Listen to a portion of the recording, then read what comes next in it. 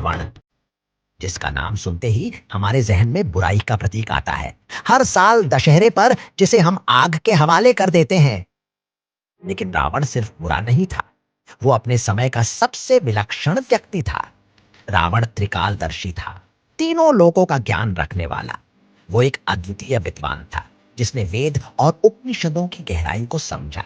उसने शिव तांडव स्तोत्र जैसी रचना की, जो आज भी हमारे मंदिरों में गूंजती है।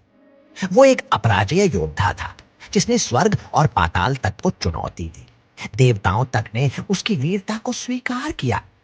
और राजा के लिए उसकी लंका सोने की थी, एक ऐसा साम्राज्य जहां समृद्धि थी, वैभव था और लोग सुखी थे। सोचो जरा, आज अगर कोई ऐसा शासक होता जिसके पास अपार ज्ञान हो, असीम शक्ति हो और जनता सुखी हो, तो हम उसे मसीहा कहते, हम उसे भगवान तक मान लेते। लेकिन फिर भी इतना महान रावण हर साल जलाया क्यों जाता है? इतना विद्वान, इतना पराक्रमी, इतना समृद्ध राजा, उसकी पहचान सिर्फ उसके पतन से क्यों होती है? डीप फूजी मानता है क्योंकि उसके पास सब कुछ था सिवाय संयम के। उसके पास ज्ञान था लेकिन विनम्रता नहीं। उसके पास शक्ति थी लेकिन मर्यादा नहीं। और जब इंसान अपनी ताकत को घमंड में बदल देता है, तो वही ताकत उसका विनाश कर देती है। रावण का पतन भी उसके अहंकार से शुरू हुआ।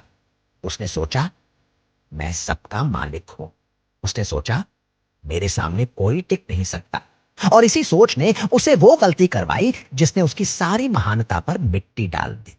अब सवाल यह है, क्या दशहरा सिर्फ रावण को जलाने का उत्सव है, या फिर ये वो दिन है जो हमें ये याद दिलाता है कि इंसान को उसकी हजार उपलब्धियों से नहीं, बल्कि उसकी एक गलती से याद रखा जाता है।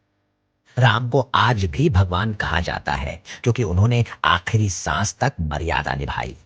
और रावण आज भी राक्षस कहलाता है क्योंकि उसने एक मर्यादा तोड़ी। डीप फूजी मानता है, दशहरा हमें ये नहीं सिखाता कि सिर्फ अपने भीतर की बुराई जलाओ, बल्कि ये याद दिलाता है कि जिंदगी भर की कमाई पर एक गलत फैसला भारी पड़ सकता है। आप सभी को विजयदशमी की हार्दिक शुभकामनाएं।